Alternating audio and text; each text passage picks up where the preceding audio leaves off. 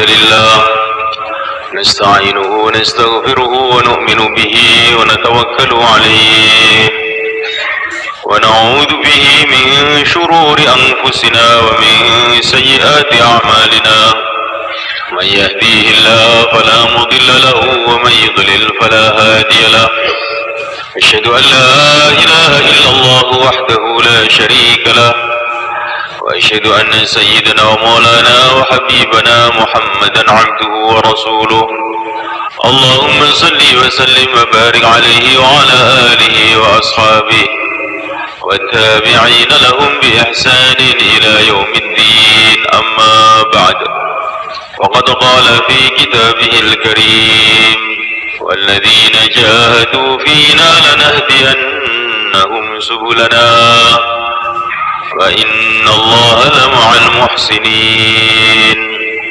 Hadirin dimuliakan Allah SWT, sebaik-baiknya perkataan, sebaik-baiknya pembicaraan adalah berbicara mengenai keagungan Allah Subhanahu wa taala, kehebatan Allah Subhanahu wa taala, kekuasaan Allah Subhanahu wa taala.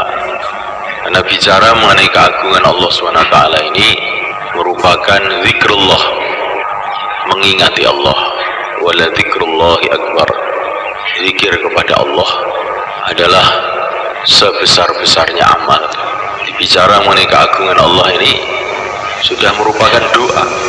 Dikatakan para ulama, kalau seseorang itu memuji Allah dengan menyebut asma Allah, ya Karim, ya Karim, ya Allah yang maha dermawan, yang maha mulia, sama saja dengan dia ini minta kepada Allah SWT. Maka baginda Nabi SAW mengatakan, afdhalud du'a alhamdulillah, sebaik-baiknya doa adalah alhamdulillah. Segala puji bagi Allah, yang pantas dipuji hanyalah Allah, yang pantas diagung-agungkan hanyalah Allah. Ini tidak ada doanya kelihatannya ini pujian kepada Allah SWT. Dan ini sudah merupakan sebaik-baiknya doa. Olehkan Allah SWT, Nabiullah Isa alaihissalam, beliau berdoa, belum tampak hasilnya. Kemudian beliau mengatakan Masya Allah.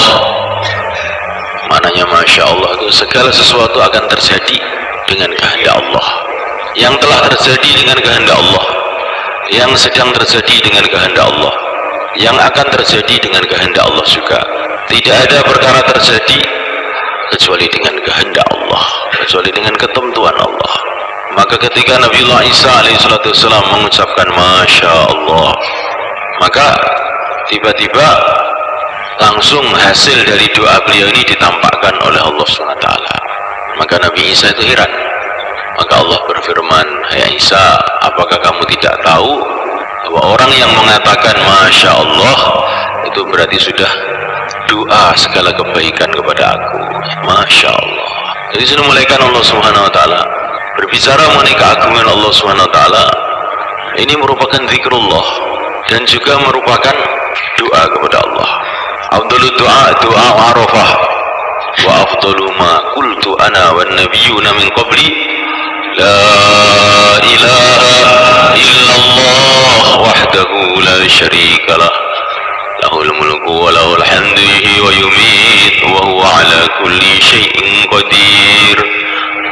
Sebaik-baiknya doa adalah doa pada hari Arafah, dan sebaik-baiknya yang saya ucapkan dan yang diucapkan oleh nabi-nabi yang sebelum aku, maksudnya doa yang terbaik yang mesti diucapkan pada waktu itu adalah la ilaha illallah, tidak ada yang berhak disembah selain Allah, wahdahu, hanya Allah sendiri, yang selain Allah siapa saja tidak berhak disembah. Karena yang selain Allah siapa saja tidak ikut apa-apa, semua hanya diciptakan oleh Allah, dihidupkan oleh Allah, digerakkan oleh Allah. Hidup bila dihidupkan oleh Allah, mati bila dimatikan oleh Allah. Yuhyi wahdahu, hanya Allah saja. La syarikalah, tidak ada sekutu bagi Allah. Yang selain Allah tidak ikut apa-apa. Siapa saja tidak ikut apa-apa. semua hanya makhluk yang diciptakan oleh Allah. Amerika, Cina, Belanda, jin, setan tidak bisa buat apa-apa tanpa kudrat Allah Subhanahu wa ta'ala. Yuhyi, dialah Allah yang menghidupkan, wa yumit, dan dialah Allah yang mematikan, wa huwa ala kulli syai'in qadir, dialah Allah yang berkuasa atas segalanya. Mulai karena ta'ala Nabi Musa alaihissalam bertanya kepada Allah, mohon kepada Allah, ya Allah, berikanlah kepada aku kalimah yang aku gunakan untuk zikir dan doa. Maka Allah berfirman, ucapkanlah olehmu la ilaha illallah. Jadi ini zikir dan doa, zikir dan doa. Maka sebagian ulama itu kalau punya hajat apa-apa itu mengucapkan la ilaha illallah sebanyak-banyaknya, dan sekali saja sebanyak-banyaknya.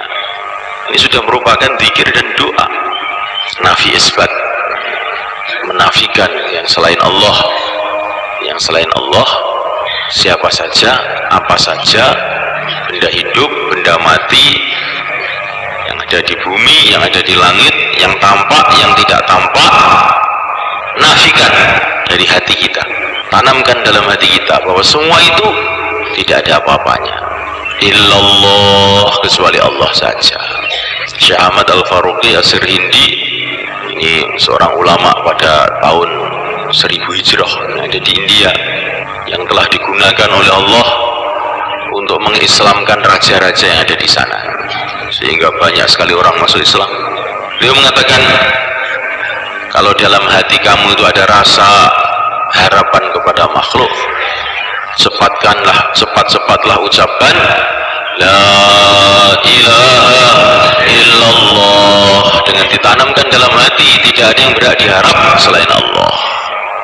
Kalau dalam hati kamu itu ada rasa takut kepada makhluk, ucapkanlah la ilaha illallah, dengan ditanamkan dalam hati tidak ada yang pantas ditakuti selain Allah saja. Ini pembersih hati. Malaikat nafi isbat itu pembersih hati sampai bersih. Tidak cukup sekali, beribu-ribu kali sampai hati kita ini bersih dari segala sesuatu selain Allah saja. Mulai karena ta'ala ada seorang ulama yang begitu mendapatkan kemuliaan dari Allah dalam kehidupannya ini. Ditanya, amalan kamu ini apa? Amalan saya ini, pintu hati saya itu saya jaga. Jadi hati itu seperti rumah, saya jaga pintunya itu. Siapa saja selain Allah kok mau masuk, saya tolak, jangan masuk. Nah, itu amalan saya katanya. Yang selain Allah itu jangan sampai masuk dalam hati. Saya pernah dengar seorang ulama itu ngasih nasihat pada muridnya, kambing biar di kandangnya kambing, mobil biar di garasi mobil, sawah biar tetap di sawah. Jangan sawah itu dimasukkan dalam hati, jangan mobil dimasukkan dalam hati, kambing dimasukkan dalam hati. Hati itu seperti masjid, hanya untuk zikrullah saja. Hati itu untuk masjid, hanya untuk zikrullah saja. Kata para ulama, kalau hati ini dimasuki selain Allah, sama saja dengan membawa berhala ke masjid. Jadi mulaikan Allah SWT bicara mengenai keagungan Allah SWT merupakan zikrullah, merupakan doa juga yang sebesar-besarnya doa. Dan bicara mengenai keagungan Allah SWT ini juga merupakan dakwah. Bicara mengenai keagungan Allah ini juga merupakan dakwah, di mana dakwah ini sumber segala kebaikan, wujudnya semua kebaikan-kebaikan ini dimulai dengan dakwah. Memulaikan Allah SWT, maka manusia yang pertama yang diutus oleh Allah ke dunia ini adalah seorang nabi, seorang rasul, yaitu kakek kita Adam alaihissalam. Memulaikan Allah Ta'ala, ini penting mulaikan karena anak-anak jenengan niku teng sekolahan-sekolahan, teng SD, teng SMP, teng SMA diajari menusoki anak turune kethek. Ini Pak, anak sampean ini Pak. Nek anak sampean keturunan ketek, berarti sampean itu nopo? Sobinya itu diajarkan di sekolahan-sekolahan di seluruh Indonesia. Jadi bahaya sama kan, kelihatannya dididik tapi malah dirusak. Nah, mulai kan Allah Subhanahu Wa Taala, ini pentingnya semua orang itu dikeluarkan di jalan Allah itu di sini ini semua kan. Ini zaman ini memang betul-betul zaman yang gak karu-karuan masanya gini gitu. Zaman itu betul karu-karuan. Maka guru-guru harus dikeluarkan, muridnya pun harus dikeluarkan. Kita mau cari sifat. Katanya para ulama, kalau orang itu tidur di waktu pertempuran, itu tandanya punya sifat tawakal yang tinggi. Di para sahabat. Para sahabat waktu perang bisa tidur. Idh yughashshikumun nu'asu amanatan min. Waktu perang musuh di depannya, belakangnya tidur. Karena hatinya dipenuhi dengan keyakinan bahwa makhluk ini nggak bisa berbuat apa-apa. Kalau belum waktunya mati, semua pasukan datang yang saya nggak akan mati. Mulai kan Allah Subhanahu Wa Taala, ada seorang ulama namanya Hatim Al-Asom, ya, waktu pertempuran di tengah-tengah pertempuran tuh dia malah turun dari kudanya, kemudian mengeluarkan bantalnya, tidur di lapangan perang itu. Orang-orang kira apa? Ngelurus iman, jadi nih ngelurus iman. Nah gitu nih film kan ngelurus budung, ya. Ini Hatim ini enggak ngelurus iman, jajal piye iman gue. Hanya dia tidur di situ, tengah-tengah tidur, tiba-tiba orang kafir datang menerkam dia. Ya diam aja. Coba apa yang akan dibuat oleh Allah pada aku ini, katanya. Kalau saya belum waktunya mati, pasti saya nggak akan mati. Kalau sudah Allah menghendaki saya mati, akan mati juga. Tiba-tiba musuhnya ini mengeluarkan pedangnya, dia mau dipenggal kepalanya, dia aja Hatim. Begitu mau dipenggal, tiba-tiba ada panah itu menuju lehernya musuhnya tadi. Akhirnya nggak jadi. Oh betul, Allah Maha Kuasa. Tidak ada yang terjadi selain dengan kehendak Allah. Abdullah bin Abbas radhiyallahu taala waktu melempar jumroh, melempar jumroh itu kan orang tuh melempar batu ke satu tempat gitu, sehingga batu itu beribu-ribu batu, berjuta-juta batu berterbangan. Maka beliau ini malah berdiri aja. Tanya, kenapa kamu berdiri aja? Ini saya melihat batu-batu ini loh. Melihat apa? Ini batu sekian banyak kok nggak ada yang mengenai kepala saya. Karena memang oleh Allah tidak dikenakan ya, walaupun banyak batu yang nggak kena saya. Katanya. Saya pernah dengar seorang ulama itu bayan, ada orang jalan-jalan, tiba-tiba itu ada bulanya, bula anak-anak kecil yang main-main di lapangan itu mengenai kepala dia, blang. Maka dia, Allah, katanya dia. Kenapa Pak Kiai? Kok kelihatannya kok apa kesakitan? Enggak, saya itu heran katanya. Bola ini kan kecil, katanya. Kepala saya juga kecil. Lapangan ini besar, katanya. Kok bisa-bisanya bola ini kok cari kepala saya itu, katanya. Dan saya ini nggak pernah ada masalah dengan anak-anak ini juga. Kudrat Allah ini, kudrat Allah. Ini namanya orang ahlul iman itu mulai kan di mana saja dapat pelajaran iman, di mana saja dapat pelajaran iman. Tapi kalau orang ini tidak ingat kepada Allah, maka di mana-mana nggak dapat pelajaran. Kita ini mau belajar iman, belajar memahami segala sesuatu itu dari Allah. Jadi Subhanahu wa ta'ala bicara mengenai keagungan Allah Subhanahu wa ta'ala, ini merupakan dakwah, dan dakwah ini sumber dari segala kebaikan. Bila Allah menghendaki kebaikan kepada seseorang, kepada satu kampung, kepada satu bangsa, ini mesti pertama kali itu Allah kirim seorang dai kepada orang itu, kepada kampung itu. Itu sudah sunnatullah seperti itu. Jadi kalau kita ini ingin tahu Allah SWT senang nggak sama saya itu, kalau Allah mengirim dai-dai kepada kamu, itu tandanya Allah SWT senang kepada kamu. Ketika Allah menghendaki kebaikan untuk Sayyidina Abu Bakar Siddiq radhiyallahu ta'ala anhu, maka Abu Bakar dipertemukan dengan da'inya, nabinya dan rasulnya, yaitu yang mulia baginda Muhammad sallallahu alaihi wasallam. Ketika Allah menghendaki kebaikan-kebaikan untuk para tabi'in, maka mereka ditemukan dengan dai-dai, yaitu para sahabat radhiyallahu ta'ala ajma'in. Ketika Allah menghendaki kebaikan untuk orang-orang Ahlul Madinah, maka mereka dipertemukan dengan dai yang mulia baginda Muhammad sallallahu alaihi wasallam. Dan seperti itu sunnatullah. Ketika Allah menghendaki kebaikan untuk orang Jawa ini, maka Allah gerakkan dai-dai ya, untuk datang ke Jawa ini 500 tahun yang lalu. Jadi semuliakan Allah Ta'ala, maka kita ini senantiasa membiasakan diri bicara keagungan Allah, bicara sifat-sifat Allah. Allah itu Ar-Rahman, yang maha pemurah. Semua dikasih kemurahan, namanya maha pemurah, semua dikasih kemurahan. Orang kaya, orang miskin dikasih kemurahan oleh Allah SWT. Orang iman, orang kafir pun dikasih kemurahan oleh Allah SWT. Dikasih hidup oleh Allah SWT, dikasih makan oleh Allah SWT. Ini maha pemurah. Semua dikasih kemurahan, sampai binatang-binatang. Binatang yang paling kecil pun dikasih kemurahan oleh Allah, dikasih rizki oleh Allah. Nyamuk yang paling kecil pun malaikat dikasih kemurahan oleh Allah, dikasih mata oleh Allah, bahkan dikasih ilmu oleh Allah SWT.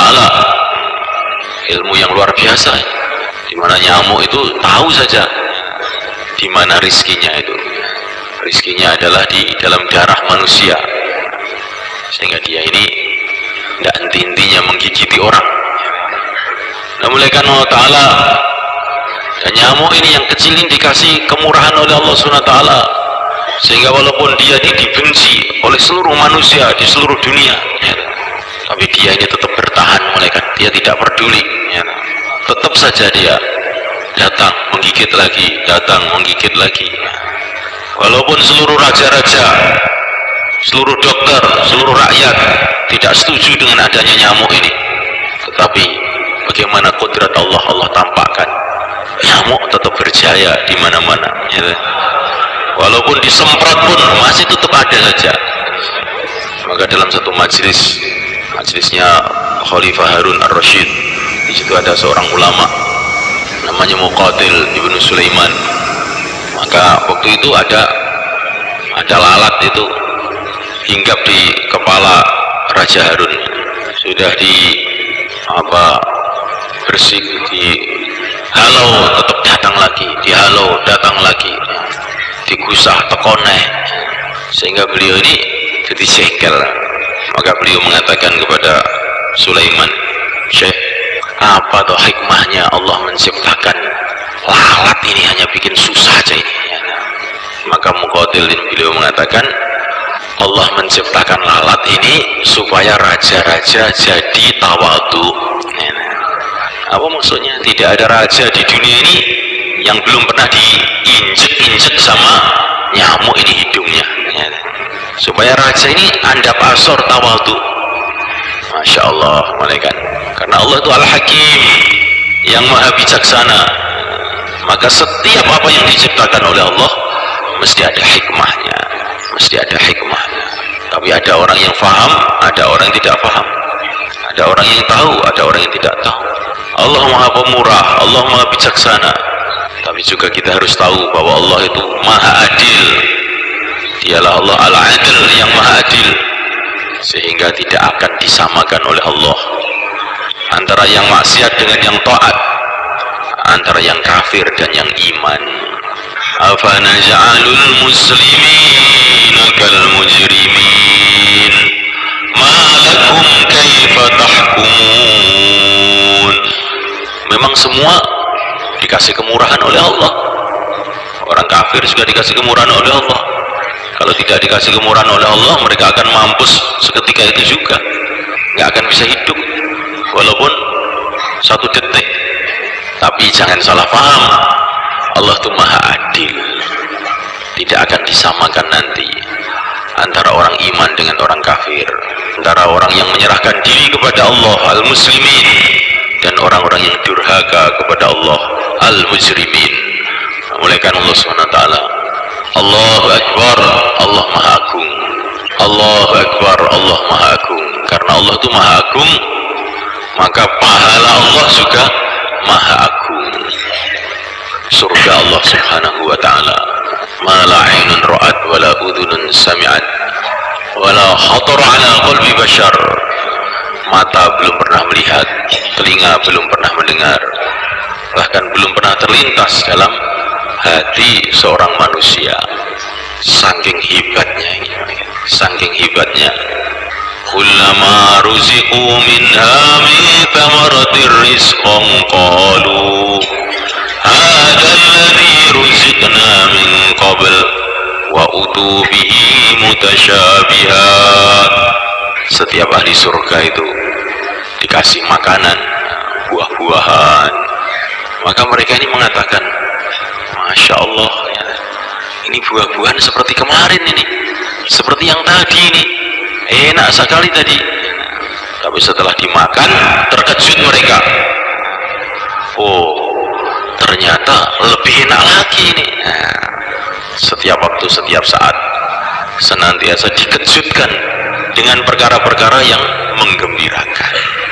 Melihat istrinya, wah, begitu cantik ini istri saya ini, ditinggal oleh sebentar saja terkejut, loh kok sekarang lebih cantik lagi.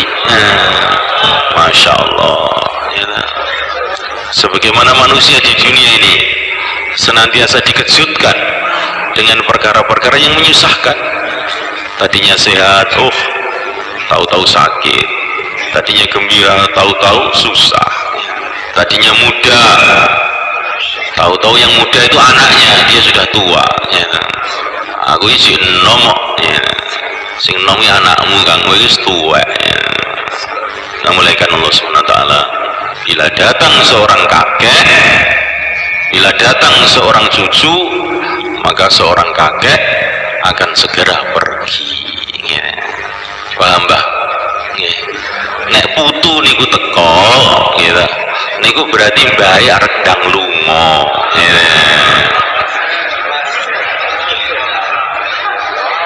Kesini ya, gitu.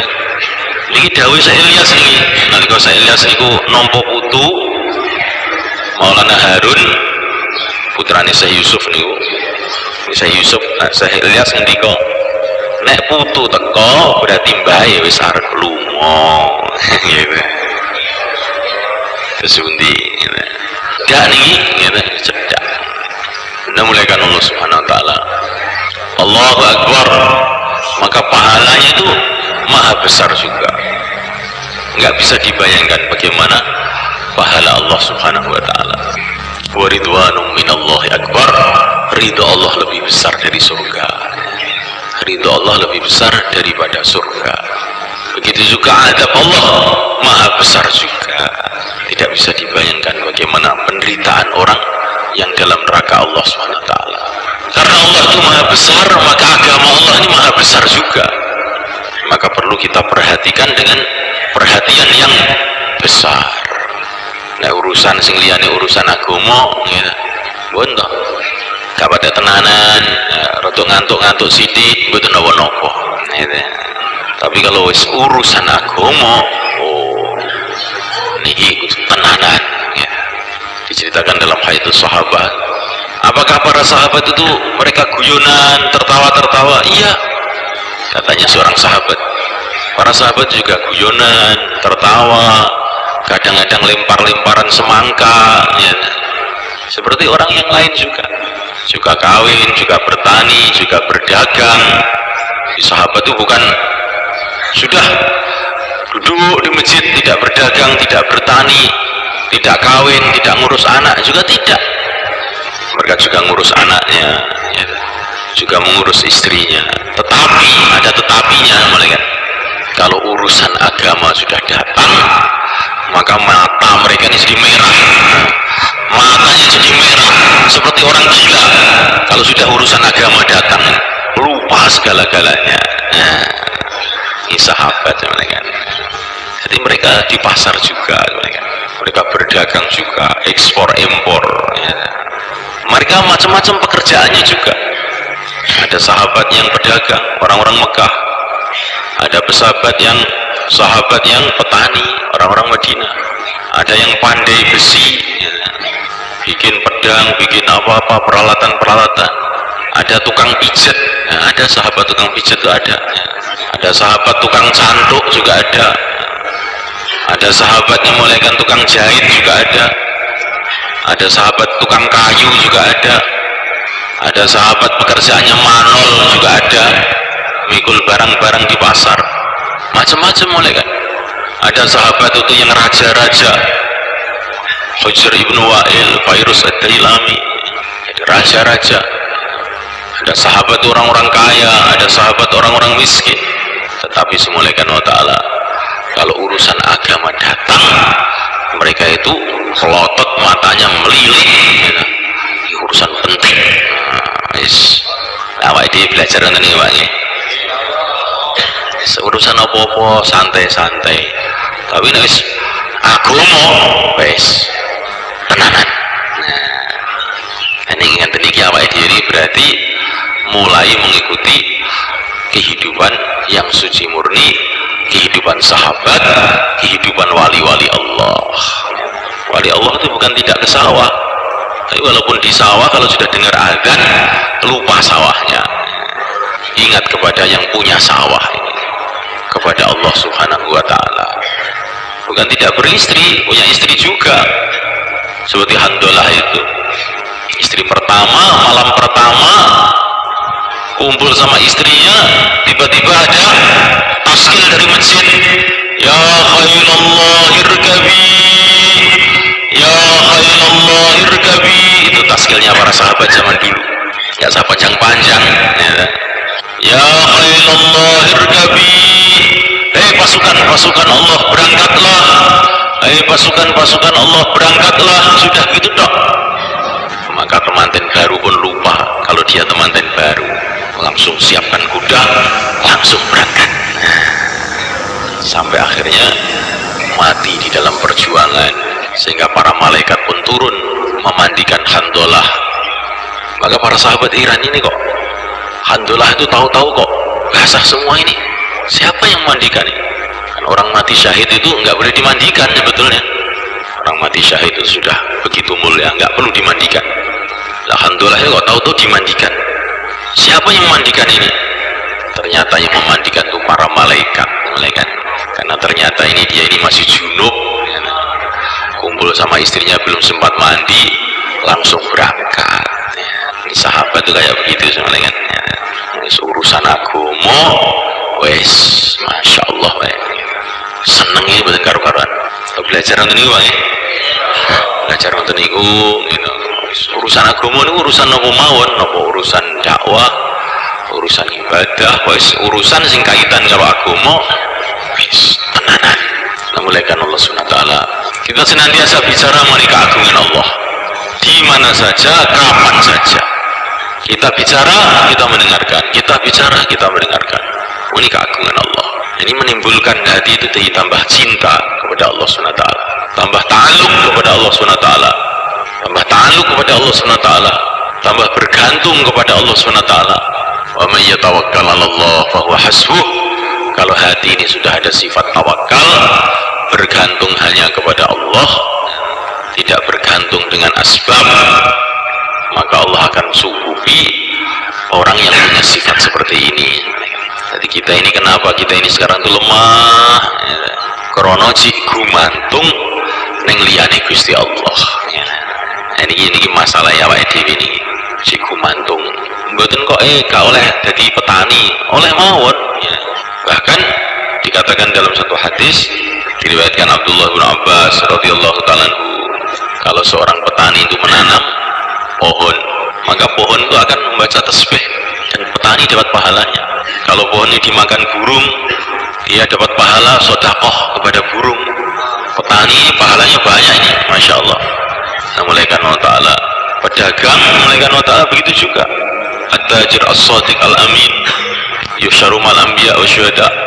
Pedagang yang benar, bisa dipercaya, nanti akan dikumpulkan bersama para nabi dan para syuhada, para orang-orang yang mati syahid. Pedagang ini juga mulia di sisi Allah SWT. Memuliakan Allah Ta'ala. Pekerjaan-pekerjaan yang halal ini semua mulia di sisi Allah SWT. Sampai di Pakistan itu mulia kan, di dalam uang Pakistan tuh, uang rupiah Pakistan ditulis mencari rezeki halal adalah ibadah. Dalam duit ditulis ini bahasa Urdu, mencari rezeki yang halal adalah ibadah. Memuliakan Allah Subhanahu wa Ta'ala. Nanti kalau orang-orang Jakarta itu sudah dikeluarkan semua 4 bulan, insya Allah ditulis begitu ya, sing nyetak duit wong Jakarta mereka ya. Tapi karena sampai ini kurang sergap teng Jakarta ya, akhirnya gak ditulisi ya. Makanya istimewa mungkin itu istimewa banget ben duit ditulisi mencari rezeki yang halal adalah ibadah. Nah, dan mungkin ditulisi ya teng Pakistan menteri-menteri ini metu 4 bulan ya, sing bagian nyetak duit dakwah, akhirnya duit diganggu dakwah ya. Nah, mulai kan Allah Subhanahu wa Ta'ala. Jadi pekerjaan-pekerjaan ini bagus dan mengandungi pahala kalau kita kerjakan dengan cara syariat. Bahkan mengumpuli istri pun sedekah, kata Nabi alaihi salatu wasallam. Wa fi budai ahadikum sedekah. Itu kemaluan kamu itu juga bisa untuk sedekah. Nah, bagaimana orang memenuhi syahwatnya kok sedekah ya Rasulullah, katanya. Maka Nabi mengatakan sebagaimana dia kalau memenuhi syahwatnya dengan haram itu adalah dosa, maka kalau dia memenuhi syahwatnya dengan halal itu dapat pahala. Di pekerjaan-pekerjaan ini asalkan dikerjakan dengan syariat itu dapat pahala semua. Bahkan kita nafkah pada istri kita pun dianggap sedekah juga. Hatta ma taj'alahu fi imra'atika, sehingga makanan yang kamu berikan ke mulut istri kamu itu sedekah juga. Masya Allah. Jadi pahala itu di mana-mana sebenarnya. Tetapi semuanya Allah Subhanahu wa Ta'ala, kita tidak boleh bergantung dengan perkara-perkara ini. Kita kerjakan perkara-perkara ini karena itu adalah amalan-amalan juga, tapi jangan bergantung dengan perkara-perkara ini. Jangan bergantung dengan sawahnya, jangan bergantung dengan perdagangannya, jangan bergantung dengan istrinya, jangan bergantung dengan anaknya, jangan bergantung dengan makhluk siapa saja. Bergantung hanya kepada penciptanya, Allah Subhanahu wa Ta'ala. Wa may yatawakkal 'ala Allah fa huwa hasbuh. Barang siapa yang tawakal pada Allah, Allah akan cukupi dia. Bahkan jangan bergantung pada dirinya sendiri. Baginda Nabi ini semuanya Allah Ta'ala, beliau ini punya badan ini begitu kuat sekali, sehingga dalam satu hadis beliau ini dikatakan bahwa baginda Nabi ini dikasih kekuatan oleh Allah seperti kekuatan 40 orang. Beliau ini sangat kokoh. Ini di Mekah itu ada pendekar yang namanya Rukanah. Wah, ini nggak ada yang bisa ngalahkan ini. Nggak ada yang bisa ngalahkan. 10 orang sikat, 20 orang sikat sama Rukanah. Maka Nabi sedang jalan-jalan ke rumah-rumah, ketemu Rukanah. Maka Nabi bilang, berani dengan saya? Berani apa kamu ini? Nanti kalau kamu kalah masuk Islam ya? Iya, kalau kamu saja. Masya Allah, sekali jurus langsung ambruk itu Rukanah. Bangun lagi, sekali jurus ambruk lagi. Wah, hebat juga kamu ini. Masya Allah. Jadi Nabi itu bukan orang yang loyo, Masya Allah. Ngantuan, bukan seperti itu semua kan. Nabi ini orangnya kuat sekali semua kan. Ya, begitu semua kan. Tapi tidak pernah Nabi itu mengandalkan kekuatannya menghadapi apa-apa. Iyyaka na'bud wa iyyaka nasta'in. Hanya Engkau yang aku sembah, hanya Engkau yang aku mintai tolong ya Allah. Kalau keluar rumah, bismillah, tawakkaltu 'ala Allah, la haula wala quwwata illa billah. Bismillah, dengan nama Allah. Tawakkaltu 'ala Allah, aku bergantung hanya kepada Allah. La haula wala quwwata illa billah. Tidak tidak ada usaha, tidak ada kekuatan kecuali dengan pertolongan Allah. Di sini muliakan Allah Subhanahu wa taala. Yang diperintahkan oleh Allah itu tawakal, bergantung kepada Allah saja. Jangan bergantung dengan siapa saja, apa saja, termasuk diri kita sendiri, kepandaian kita sendiri. Kalau kita ini punya mahalah, sudah makmur, masya Allah, karbon-karbonnya banyak, jangan kemudian dibanggakan. Wah, ini mahalah andalan ini. Andalan itu hanya Allah, nggak ada mahalah andalan, tidak ada. Andalan itu hanya Allah. Yang selain Allah kalau diandalkan nanti biasanya keok, ya keok.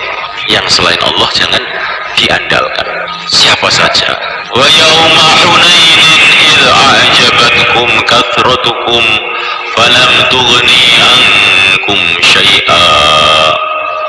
Pada waktu perang Hunain, ketika kamu membanggakan jumlah kamu yang banyak, maka akhirnya apa?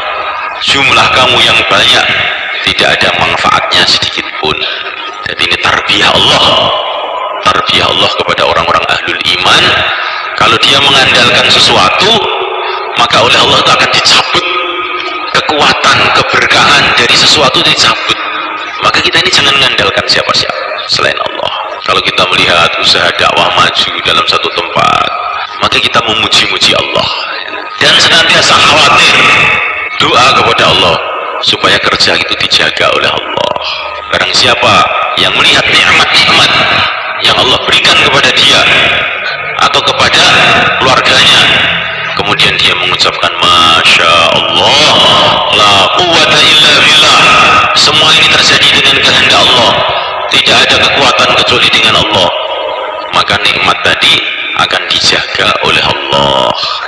Nah, kalau lihat anaknya bagus, tertib, Masya Allah, la quwwata illa billah, nanti anaknya dijaga oleh Allah. Kalau melihat kerja-kerja dakwah bagus, Masya Allah, la quwwata illa billah, nanti dijaga oleh Allah.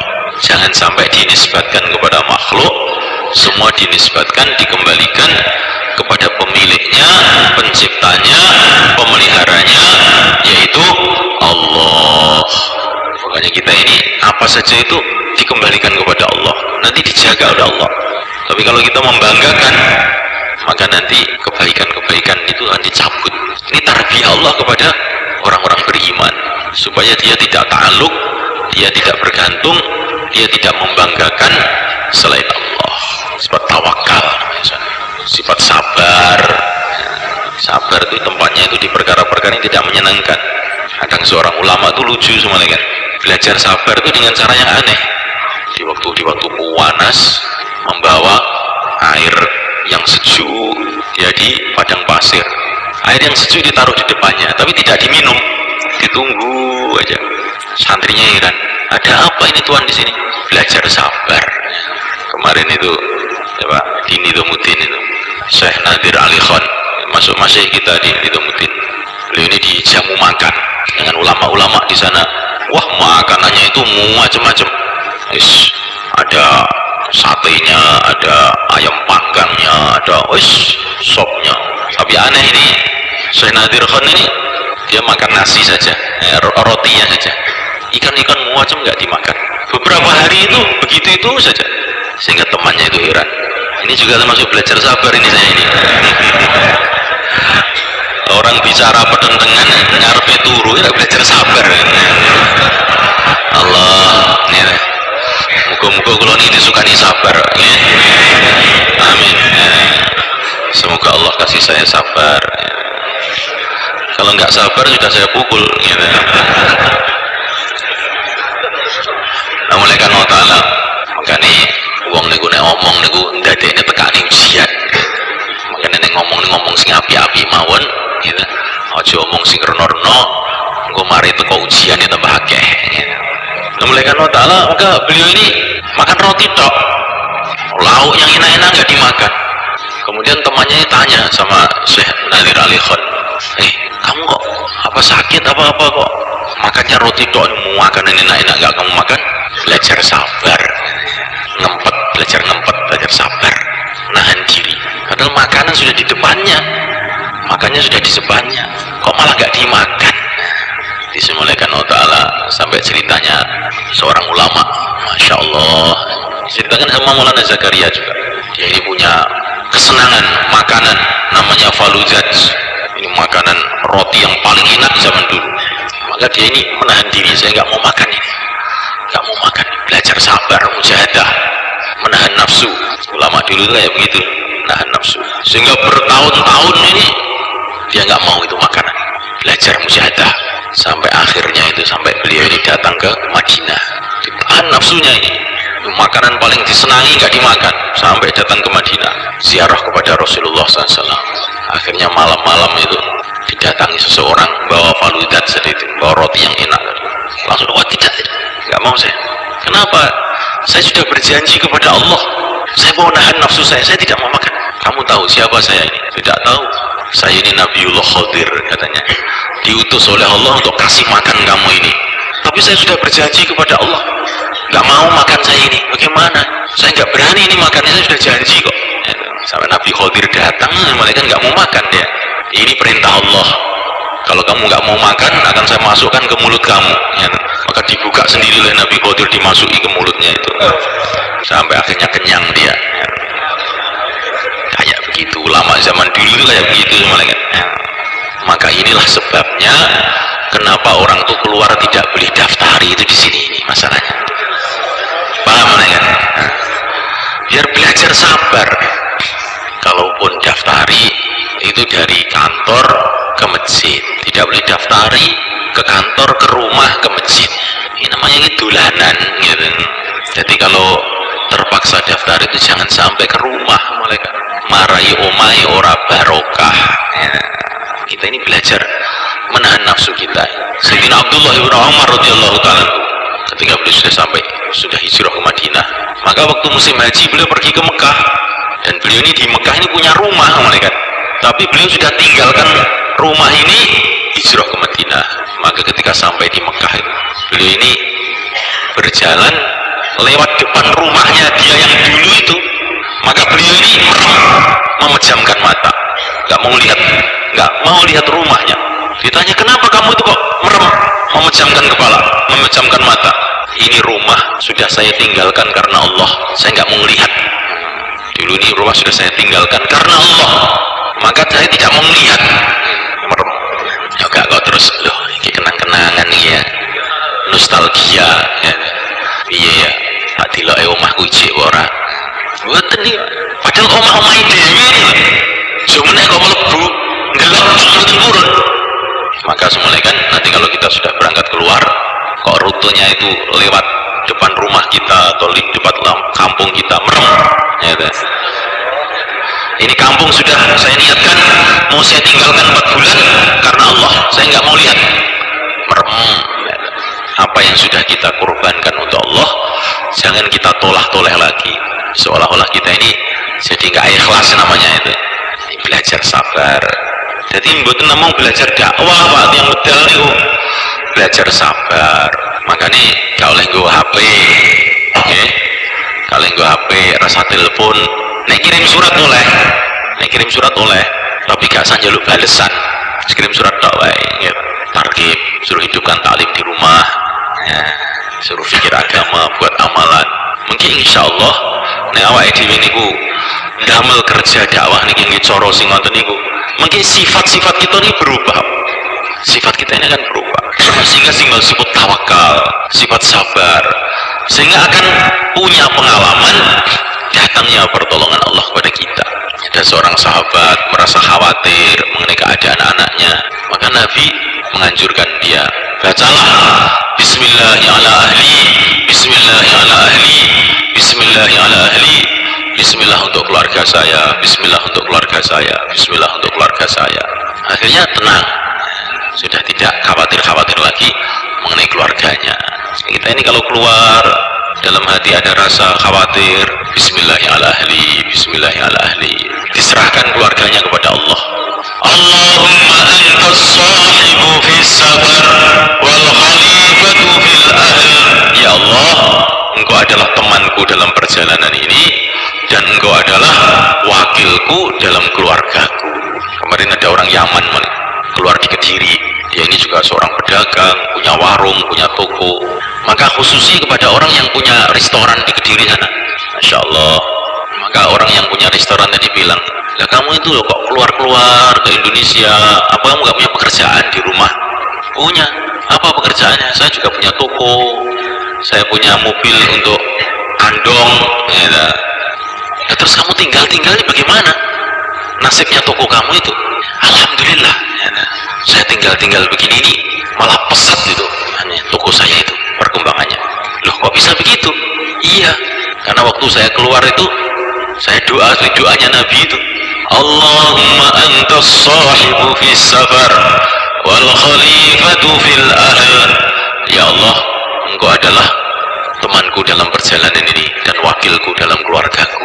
Maka ketika saya pergi, justru wakil saya itu Allah, sehingga keluarga saya jadi tambah baik, toko saya jadi tambah baik. Awak ini belajar nanti nih Pak, belajar nyerah nih keluarga nih teng Gusti Allah, belajar nyerah nih toko nih teng Gusti Allah, belajar nyerah nih awak nih Gusti Allah. Mungkin sesuai untuk pengalaman itu. Nah inilah maksud kerja ini, maksud kerja ini yang terpenting itu bagaimana kita ini punya hubungan kepada Allah Subhanahu Wa Taala. Cerita-ceritanya orang yang tawakal itu Masya Allah, ya. Ulama-ulama zaman dulu itu punya sifat tawakal luar biasa. Ada ceritakan Maulana Zakaria di Mekah itu ada seorang ulama di zaman penjajahan Inggris dulu. Maka ini pagi-pagi beliau ini gembira, tambah gembira. Jenengan kok ketok bunga enten apa to Syekh? Niki untuk surat king Drio. Surat nopo? Niku sawah kula niku dirampas karo Inggris. Bagian itu Pak. Untuk berita koma sawah dirampas karo Inggris malah bunga. Ketok bunga. Ya kok sampean kok bunga? Ini masalah kula ngene iki. Niki kula alhamdulillah niki wis selesai nih karo Gusti Allah. Kula niki pinten-pinten tahun niku ngilangi rasa gumantung teng sawah niku kok gak iso-iso kula niki. Wis dirampas karo Inggris. Belum kula niki sepenak saniki kula. Ulama niki Pak. Ini jeneng ulama. Subhanallah. Ibrahim bin Adham radhiyallahu ta'ala anhu. Ini ulama besar malaikat orang zaman tabi'in, muridnya sahabat. Pekerjaannya itu adalah ngebyok. Padahal beliau ini anak raja, tapi nggak mau makan uang kerajaan, ngebyok. Ada ulama besar nih malaikat, Masya Allah, orang alim besar, ngebyok. Dan beliau ini terus berkelana dari satu negeri ke negeri yang lain dengan santri-santrinya, pokoknya ngebyok. Nanti kalau sudah ngebyok, itu hasilnya itu dititipkan sama santrinya. Kamu yang bawa uangnya ya, saya ini kalau bawa uang itu nggak bisa, malah hilang nanti saya. Maka dibawa sama santrinya. Maka ngebyok, dah bersusah payah beliau ngebyok. Uangnya dititipkan sama santrinya dalam perjalanan. Maka tiba-tiba uangnya hilang. Maka santrinya ketakutan. Waduh, bagaimana ini Syekh ini sudah susah payah ngebyok, uangnya dititipkan sama saya kok hilang. Bagaimana nanti? Maka santrinya tadi datang pada Ibrahim, Syekh, maaf Syekh ya, ada apa? Uangnya hilang. Alhamdulillah, katanya Syekh Ibrahim. Loh, Pak, alhamdulillah. Saya tadi sedang mikir-mikir, bagaimana nanti kalau saya di akhirat dihisab oleh Allah mengenai uang ini. Kok hilang ya? Gak dihisab saya berarti. Alhamdulillah. Ya sudah, zaman belajar tadi. Belajar orang itu berpikirnya itu nanti di akhirat itu untung apa tidak saya ini dalam urusan ini. Ini sifat rindu kepada negeri akhirat. Barang siapa yang zuhud di dunia, rindu kepada akhirat, maka Allah akan berikan kepada dia ilmu tanpa belajar. Ilmu laduni, ilmu tanpa belajar. Itu ketika orang itu rindu pada negeri akhirat. Pikiran ini dihitung ning akhirat itu untung ora aku ngene iki. Gak dihisab. Alhamdulillah. Saman mun sakit banget tadi. Mun sakit. Biasanya ora tau ngetok. Khusus sepeda motor hilang langsung ngetok. Pak Kiai nyuwun donga nih Pak Kiai. Amalane nopo ben sepeda kula niki iso mulih malih. mbok yo terus pundi amalane ben kula niki saged metu 4 bulan gini ya. Sepeda motor ilang kan mesti jedul bolak-balik jedul gitu. Tapi nek karepune ilang nang masjid gak tau jedul gitu. Amalane ilang gak jedul. Sepeda motor ilang jedul njaluk donga terus sampai sumpek sih dijaluk itu mari gitu. Nah niki Pak. Nek awake dhewe iki mikir akhirat. Masya Allah niki. Lah niki nggih takaza lho sepeda motor niki gitu. Iya, tapi ya aja susah nemen-nemen lah gitu. Aja mbok dilok kuwi. Engko nek ganti sepeda motor ning markas mlaku ganjarane tambah ya. Ganjarane tambah gak masalah. Disenolehkan Allah Subhanahu wa taala. Kita ini dalam usaha ini mau belajar bagaimana diri kita ini rubah. Maksudnya begitu loh malaikat. Jadi orang kok maksudnya sekedar 4 bulan, sekedar 40 hari jamaah jalan kaki, jur, istima. Ini cuma sarana latihan malaikat. Maksudnya itu supaya kita ini berubah. Makanya kita pikirkan saya ini sudah berubah apa belum. Jangan yang dipikirkan saya sudah keluar wis rubah durung.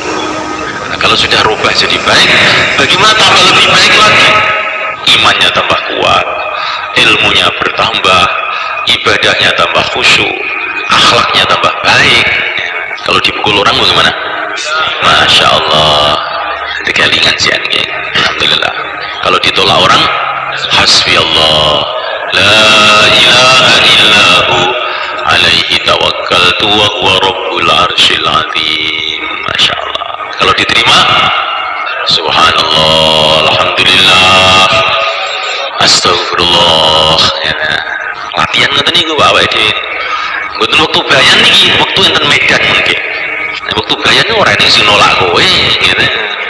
Kabeh ikram markas jajal munggah ning gunung-gunung kono.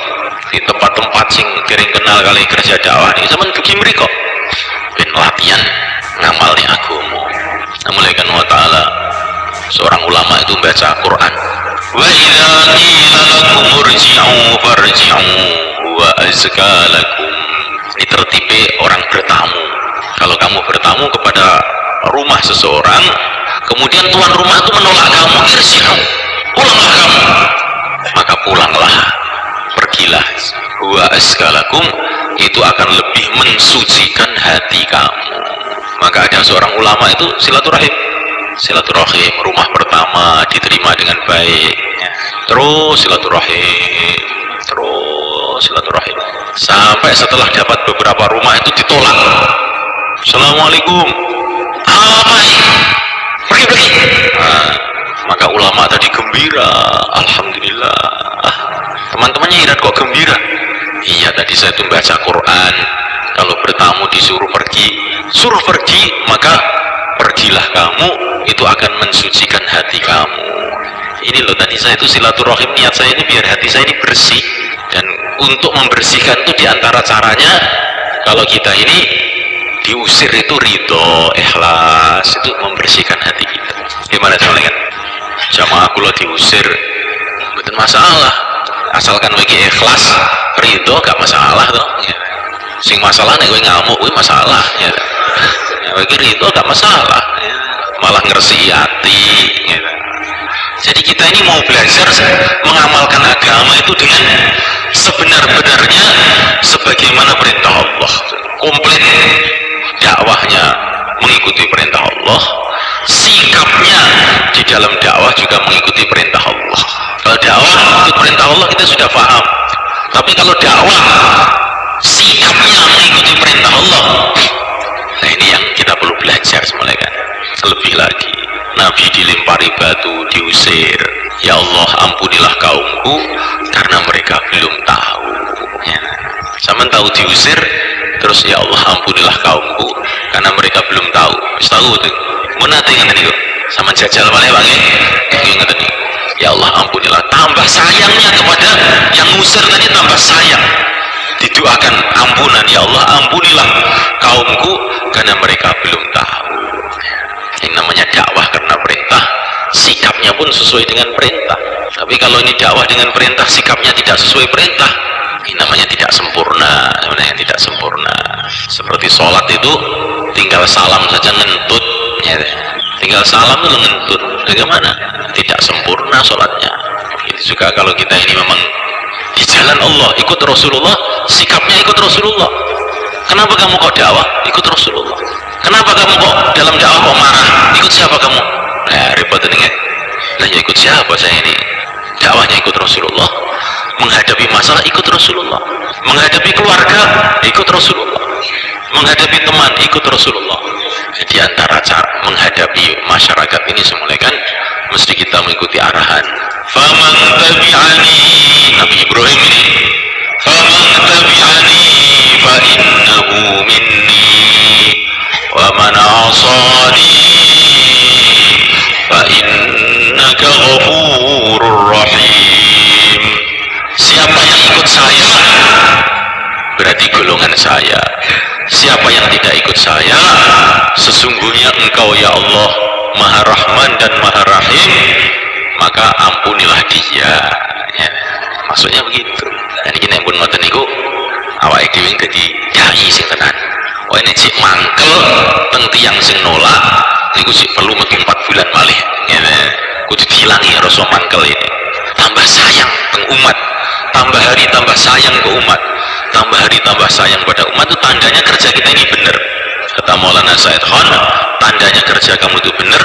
Tambah hari tambah ta'aluk kepada Allah, tambah hari tambah rindu kepada akhirat, tambah hari tambah sayang kepada umat. Itu menunjukkan perjalanan kamu itu benar. Malaikat Allah Subhanahu wa taala, seorang sahabat namanya Shaddad ibnu Aus, sudah tua, ya pun sepuh, delok dunia sogah. Ya Allah, kula niki kesel dunia niki. Kula pengen teng akhirat saniki ya Allah. Jadi teng dunia niku rasa susah, gak kerasan. Nek cara kita kan dungane ya Allah, nyuwun panjang umur ya Allah, panjang umur ya Allah. Ngoten nggih. Iki sahabat niku delok dunia wis gak pati kerasan. Ya Allah, kula nang pengen teng akhirat saniki. Wis saking susah niku wae. Ngerti-ngerti enten tiyang dugi. Pakaian serba hijau, wajahnya begitu berseri-seri bersinar. Terus orang tadi mengatakan, Mbah, mpun ngoten niku Mbah sampean. Gitu. Niki lho kula warai donga. Allahumma aslihil amal wa ballighil ajal. Ya Allah, kula aturin dadosi, kula aturin nyaini amal kula sampai tekani ajal kula. Aja njaluk mati ngono kuwi, Mbah. Gitu. Akhirnya Shaddad itu seneng gak? Ya sampai niku sinten dong? Kula niki malaikat dikirim dening Gusti Allah kan ngeyem-ngeyem jenengan niki. Dadi malaikat Mbak dikirim Gusti Allah kanggo ngibur para sahabat. Mergo ning donya gak pati betah. Ning donya iki gak pati betah. Ini malaikat-malaikat dikirim kon ngeyem-ngeyem sahabat. Nek kita ning donya iki betah. Makane gak ning malaikat sing ngeyem-ngeyem kita. Nek pengen cedukan malaikat ojo kerasan ning dunya. Iso cedukan malaikat Allah Subhanahu wa taala. Ini para sahabat itu sampai kayak begitu sifatnya itu. Maka sun malaikat Allah Abdullah bin Mas'ud radhiyallahu taala mengatakan, kamu lebih banyak amalnya dari para sahabat dulu. Katanya Abdullah bin Mas'ud kepada santri-santrinya. Tapi para sahabat dulu lebih baik dari kamu. Maka santri-santrinya bilang, bagaimana bisa begitu? Karena sahabat dulu lebih rindu kepada akhirat, lebih cinta kepada akhirat, lebih zuhud di dunia melebihi kamu. Jadi sahabat itu kelebihannya itu di dalam sifatnya itu sebenarnya. Ada semulaikan wa ta'ala 500 orang di markasnya sahabat di Syam, di Jabiyah.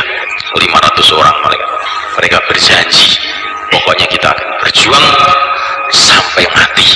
Untuk itu kita gundul kepala kita. Oke, wong 500 sih digundul kabeh ndase. Wis pokoke seorang mulai berjuang sampai mati. Nah, sahabat ngoten niku wae. Mboten pikirane telung dino ae aku. 60 dino ae aku. Pikirane nek mangkat iki ora gelem mulih. Pikirane ngoten niku. Umpami mboten dimusyawarani kon mulih no. Sahabat iki mboten kurang mulih. Niku ngilmune sahabat. Gak dikon mulai, gak mulai. Malaikat Allah Ta'ala, maka Syekh Muhammad Ilyas memberangkatkan jamaah-jamaah. Maka beliau ini menangis. Ditanya oleh teman-temannya, Syekh kenapa menangis? Jamaah-jamaah sudah berangkat. Alhamdulillah ini kerja meningkat. Iya memang jamaah-jamaah berangkat.